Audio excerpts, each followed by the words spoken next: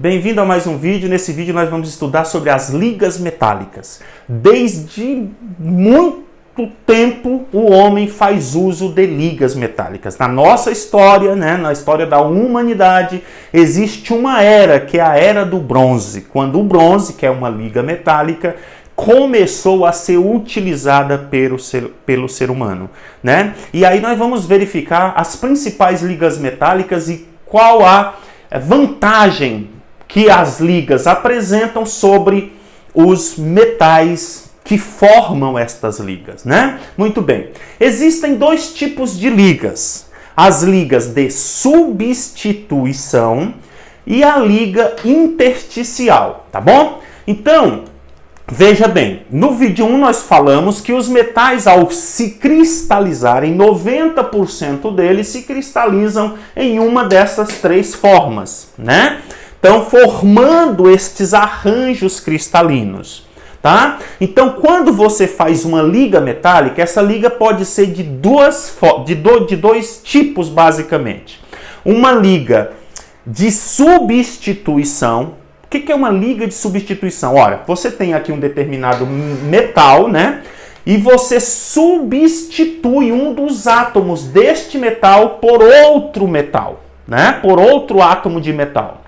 Para isso acontecer, qual o critério principal? Que o átomo do metal que eu quero misturar para formar a liga seja mais ou menos do tamanho, Cada átomo tenha o mesmo raio ou raio muito próximos do metal que eu quero dopar com ele, fazer a liga dele, Então, por exemplo, eu quero misturar lá ferro com prata. Quero misturar ferro e prata. Para que ocorra uma liga, uma mistura, do tipo de substituição, o raio atômico destes átomos precisa ser muito próximo do outro, tá? Então, os raios precisam ser parecidos. Agora, existe também uma liga em que eu misturo os átomos, E essa liga vai ser intersticial. O que é intersticial? Ela vai entrar entre os espaços. Então, se eu tenho aqui essa configuração aqui, o metal que eu vou misturar vai se alojar nos interstícios, nos espaços entre os átomos da estrutura cristalina. Então, é basicamente essas duas maneiras. Veja que é muito importante, quando a gente vê lá o raio atômico, qual a importância de estudar isso, A importância é que hoje existem muitos materiais que, na verdade, são produzidos pelo homem, digamos assim, eles são aperfeiçoados pelo homem e que, ao fazer esse tipo de material, você precisa considerar o raio, porque às vezes não dá para eu colocar em determinada estrutura cristalina um átomo com um raio muito grande, etc, tá bom? Então é muito importante saber isso. Então tem duas maneiras, ou eu substituo o átomo na mesma estrutura cristalina, Ou eu posso adicionar o átomo e ele se alojar nos interstícios, nos espaços vazios da estrutura cristalina do metal, tá bom? Então aqui nós temos a primeira liga, uma liga muito utilizada, que é o aço, O aço para formar aí as construções, a maioria das construções de pontes e prédios e tudo feito de aço, Então ele é mais forte do que o ferro, Ele é uma mistura de ferro e carbono, Ferro e carbono, e o aço ele é mais forte do que o ferro, ele é mais leve do que o ferro e mais maleável do que o ferro, tá certo? Então, quantas vantagens o aço apresenta sobre o ferro? Simplesmente porque o ferro ele é misturado com um pouquinho de carbono, E aí você tem aí, veja, 1% de carbono transforma o ferro em aço, Ferro em aço. E aí você tem aí todas essas propriedades que o aço apresenta diferentemente do ferro. Que bacana isso, Bom, nós temos o latão, isso daqui é um T, Um T que a gente usa aí na nossa casa, todas têm aí, nos encanamentos de água, é o latão, que é uma liga de substituição de cobre e zinco. O zinco e o cobre têm átomos muito próximos. Se você olhar na tabela periódica, eles estão perto um do outro, são vizinhos um do outro, né? Então, o raio atômico do cobre e do zinco é bem pertinho do outro, a mesma carga, o zinco é mais 2, o cobre é mais 2. Então, o que acontece? Você coloca um no lugar do outro, né? Então, ele tem aí átomos de zinco, substitui de 10 a 35% de átomos de cobre na estrutura, né? Então, ele serve para fazer fechaduras de portas, instrumentos musicais, e isso aqui, por exemplo, essas T's aí como ele é o latão, ele apresenta estruturas muito importantes porque ele diminui a corrosão, né? Não dá, imagina, você faz um T desse de ferro aí para a água circular, o que vai acontecer? Ele enferrujaria rapidamente, né? Então essa é uma liga, né, que não enferruja, não oxida com facilidade, né? Então você tem o bronze, que é uma mistura de cobre com estânio, né? Então é uma mistura variável, né, que vai de 78 até 95% de cobre e de 5 a 22% de estânio, né? Então veja, essa é a liga mais antiga da humanidade, né? Que é a mistura justamente de cobre com estânio. É usado para fazer estátuas decorativas e instrumentos musicais, né? O que acontece com essas estátuas de bronze? Elas costumam, com o tempo, ir ficando verde, né? Ela perde aquela cor do cobre e começa a ficar verde. Por quê? Porque o cobre ele oxida, né? Formando uma coisa chamada azinavre, né?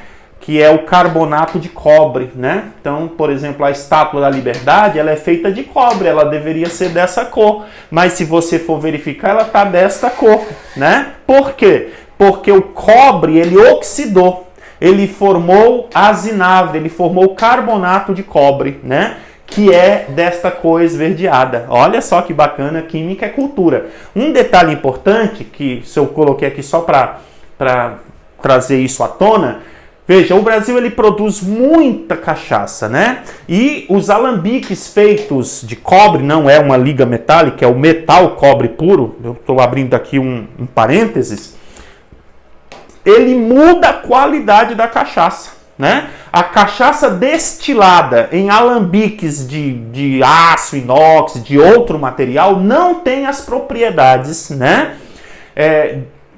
Que tem a cachaça destilada em alambiques de cobre. Então, é considerada de muito melhor qualidade. Porém, tem um detalhe. Esses alambiques, eles precisam ser muito bem limpos, porque o azinavre, que se ele se formar por aqui, ele pode volatilizar, né?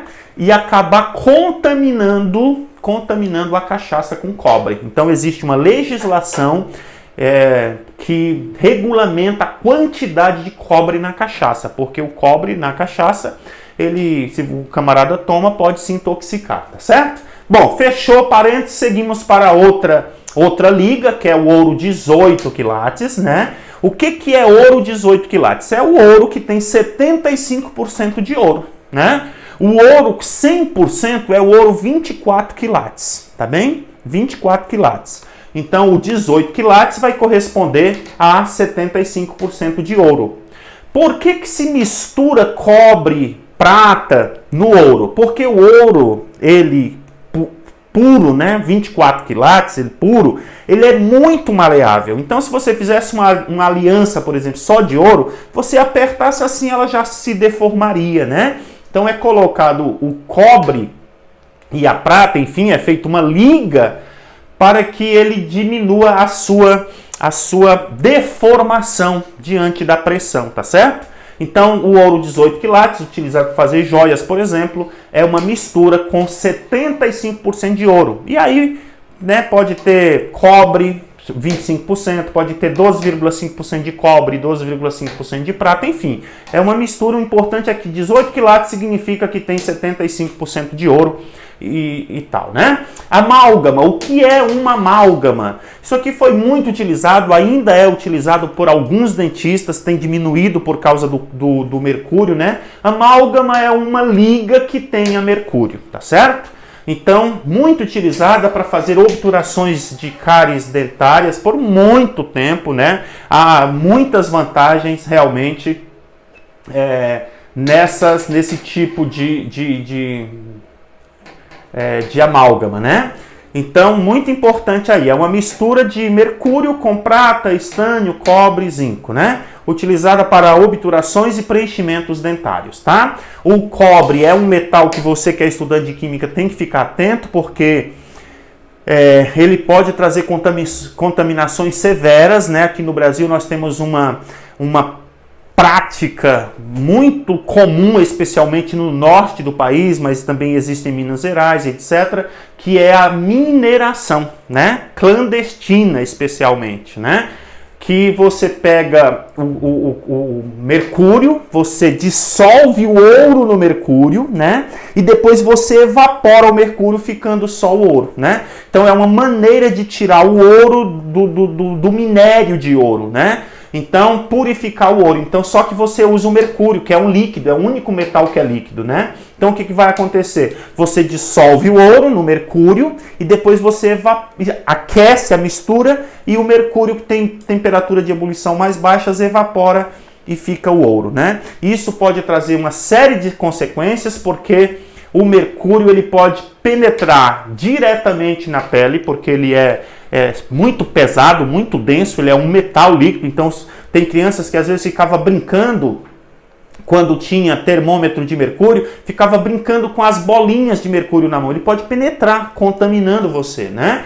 Mas no caso da mineração, contamina a água, contamina o ar, porque o cara evapora o mercúrio, né? E aí acaba que na chuva, nos rios, etc. e tal, ele acaba chegando pela cadeia alimentar ao ser humano. Então, um grande problema a questão do uso do mercúrio, tá bom? Muito bem, como é que esse tipo de assunto, que são as ligas metálicas, aparecem nas provas, né? Então, é muito comum aparecer esse tipo de questão envolvendo as ligas metálicas em provas. Então, vamos lá. Primeiro aqui uma questão da Federal do Rio Grande do Sul. O metal presente nas ligas de latão e bronze. Veja que é uma questão que o avaliador quer que você tenha decorado. Saiba qual é o metal principal, tanto do latão quanto do bronze, né? Então veja, essas ligas, tanto o latão como do bronze, o bronze são ligas do cobre, são ligas de cobre, tá bom? Então tá aí, não tem o que fazer, é decorar mesmo, não tem o que fazer. Aqui outra questão da Mackenzie aqui de São Paulo: quando dois ou mais metais no estado líquido são misturáveis, são miscíveis, né? Dizemos que constitui uma liga metálica, podendo ter composição percentual em massa variável. Como exemplo tem-se o bronze, que é uma liga de cobre e estânio, usado na manufatura de um sino, que contém 80% de cobre e 20% de estânio, tá? Então o sino tem 80% de cobre e 20% de estânio, informação importante. E de uma fechadura com 90% de cobre e 10% de estânio, tá bom? Então aqui você tem o sino, né? O sino, ele tem 80% de cobre e 20% de estânio, tá? E você tem a fechadura. A fechadura, ela tem 90% de cobre e 10% de estânio apenas, tá bom? Muito bem. O que ele quer saber? Com essas informações, você vai ter que julgar essas afirmações aqui, né?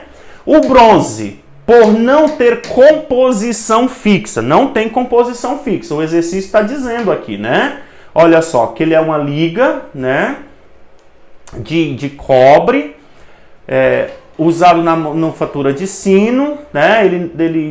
Cadê onde está dizendo aqui? Podendo ter composição percentual variável. Então, você vê que a composição não é fixa, é variável, né? Não é representado por uma fórmula química, exatamente. Como ele não tem uma composição definida, não pode ser representado por uma fórmula química esse cara aqui. Ele é uma mistura, né? Ele é uma mistura de composição variável, né? Se o sino for de meia tonelada, a massa de cobre será de 400 quilos. Aí você tem que fazer uma continha, né? Tá? Então, ó, imagine que o sino, se o sino tiver 500 quilos, quanto vai ter de cobre? Quanto vai ter? Quanto vai ter de cobre? Vai ser 400 quilos? Ora, é 80%, né? Aí você faz 80% de 400 dá, aliás, 80% de 500 quilos, que é meia tonelada, dá 400 quilos? Dá 400 quilos, né? Se você fizer 80%, 0,8 vezes 500 dá justamente 400, tá? Muito bem. Se na fechadura houver 20 gramas de estânio, então a quantidade de bronze nela será de 200 gramas? Olha, fechadura, olha só. Se na fechadura você tiver 20 gramas de estânio, ora, 10 vai estar em 100, não é? Ó, 10 não está em 100? Se aqui for 200, quanto que vai ter aqui? 20 gramas, né? 20 gramas, não é 10%? Então 10 está em 100. Se for de 200, vai ter 20. Fácil demais, né? Então aqui também está correto. Na obtenção de ligas metálicas, deve haver evaporação dos metais que a compõem? Claro que não, não pode evaporar, né? O metal fica grudadinho no outro lado sem evaporar nada, tá bom? Então, letra B. Espero que você tenha compreendido esse assunto. Nos vemos no próximo vídeo. Deixa aí o seu like, se inscreva no canal. Até o próximo vídeo. Grande abraço para você.